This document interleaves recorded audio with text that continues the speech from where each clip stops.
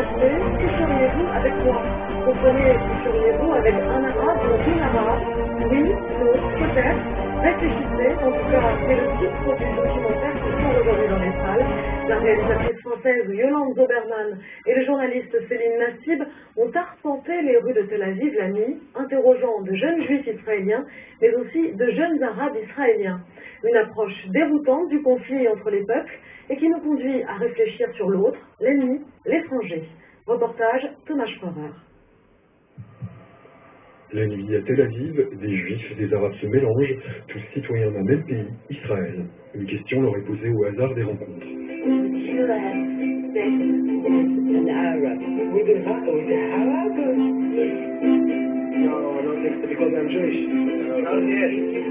Une question d'apparence anodine, mais qui a permis à Céline Nassib et Yolande Zoberman de mettre à jour une recherche identitaire bien plus profonde, où le désir se superpose au conflit.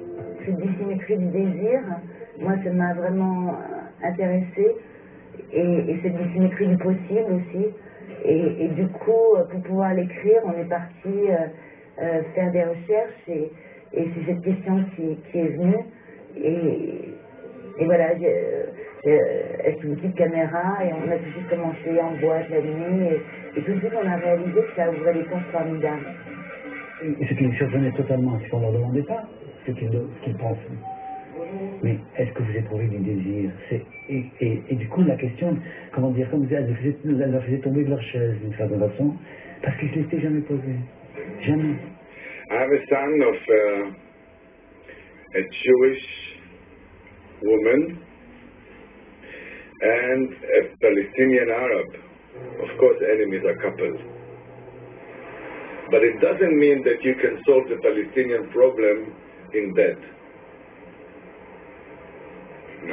No, it's not about misunderstandings. We understand very good the intentions and the implementation of the Israeli Zionist policy. We are not misled by emotions or by love. Le film est dédié à cet homme, le metteur en scène Julien Mercanis, abattu devant son théâtre peu de temps après le tournage. Malgré les désaccords politiques et la pression sociale, le dialogue et parfois le désir sont un moyen de s'émanciper pour les personnages de ce film touchant. Je crois que les choses sont possibles que quand il y a beaucoup de gens qui le portent, et quand des gens dans la rue le rêvent, et quand des gens et quand il y a des choses qui sont des choses justement non politiques qui se font, qui se créent.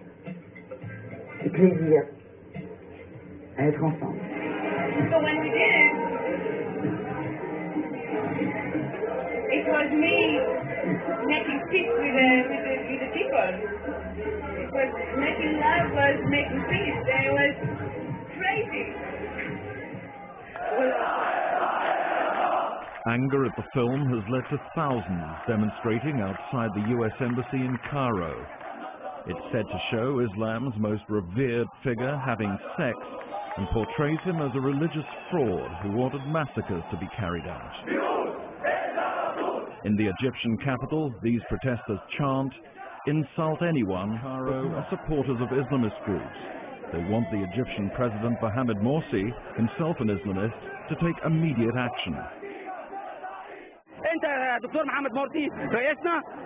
You, Dr. Mohamed Morsi, you have come to the office through democracy, and we are demanding that you hold a meeting with the Islamists, as you did a few days ago with the artists and thinkers.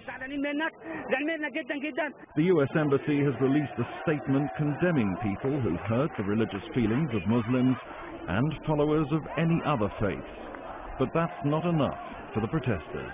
Everybody wants to express his or her own opinion, that we will never accept that our Prophet Muhammad might be humiliated. Even before the film is shown, some Muslims are making their views about it very clear.